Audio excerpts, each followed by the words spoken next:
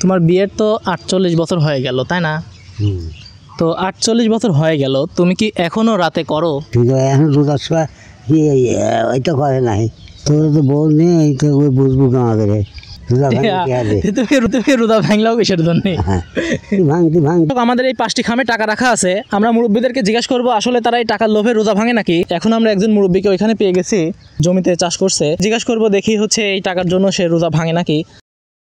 তুমি তো রোজা আছো না, সারাদিন এই জমি কোপাচ্ছ, রোজা আছো না? তোমাকে যদি বলা হয় এখানে এই কয়েকটার ভিতরে, এই কয়েকটা কাগজের ভিতরে কিছু করে টাকা আছে, তো যাই হোক, যদি তোমাকে বলা হয় এনতেন কিছু টাকা দেবো, তার বিনিময়ে কি তুমি রোজা ভাঙতে চাও? না। কি কিসের জন্য রোজা ভাঙতে চাও না? আল্লাহ বলে ভয়। তো আল্লাহকে যদি ভয় পাই, তো তুমি সারাদিন এখানে জমি কোপাচ্ছ, তোমার তো পানির পিপাসা লাগতে পারে, তাও তুমি রোজা ভাঙবে না? ভাঙবো না। না। তো আমরা এখানে একজনকে পেয়ে গেলাম যে হচ্ছে কোনো লোভ দেখানোর পরেও সে রোজা ভাঙতে চাচ্ছে না। এখানে যদি সাইডটাই দিয়ে দেওয়া হয় তাহলেও কি তুমি রোজা ভাঙতে চাও? না, তাও ভাঙবো না। দেখেন দর্শক, দেখেন এখানে একজনকে পাওয়া গেল, তার ঈমান খুবই শক্তিশালী, কারণ এই রোজার দিনে পুরো জমি চাষ করতেছে, পুরো জমি চাষ করতেছে। এই জমি চাষ করার পরে তার অনেক পানি পিপাসা লাগার পরেও সে রোজা ভাঙতে চাচ্ছে না। দর্শক, আমরা একজনকে পেয়ে গেছি এখানে, তো এনাকে কিছু আমরা প্রশ্ন করব, দেখি উত্তর দেয় নাকি। প্রথমে আমরা তোমাকে কিছু প্রশ্ন করব। প্রশ্নটা হচ্ছে, তুমি বিয়ে কতদিন আগে করেছো কও? তুমি কতদিন আগে বিয়ে করছো কও? 42 বছর। জোরে করি কও। 42 বছর হলে বিয়ে করছি।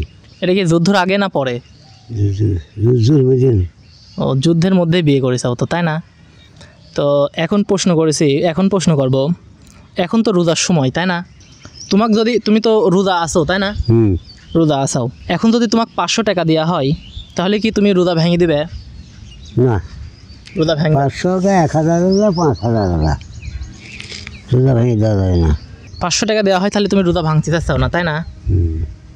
হ্যাঁ। ও, রোজাটাই ভাঙা যায়। ও আচ্ছা, তো তুমি কিসের জন্য রোজা থাকো এটি কও? রোজা থাকি আল্লাহর কাছে, আল্লাহ আদেশ করেছে রোজা নামাজ পড়া সওয়াবের জন্য, সওয়াবের জন্য, তো সব কিছু জন্য করে, সওয়াবের জন্য করে। আচ্ছা, এখন তো রোজার সময়, তুমি কি এখনো রাতে করো? ডাবল ডাবল কথা কইছি জানা সব, হ্যাঁ ডাবল ডাবল কথা কইছি। আচ্ছা, আমি কইছি যে তুমি কি এখনো সন্ধ্যার পরে রাতে নেশা করো, মানে বিড়ি অথবা যে কোনো জিনিস খাও? খাই তো, স্ত্রী পর নেশা করি, ভরদিনকে দিনই বেলা নেশা করা যায়, রোজা খায়, রোজা খায়। স্ত্রী করিয়ে সারি, তারপরে নামাজ টামাজ পড়ি, তখন ধরা খাই।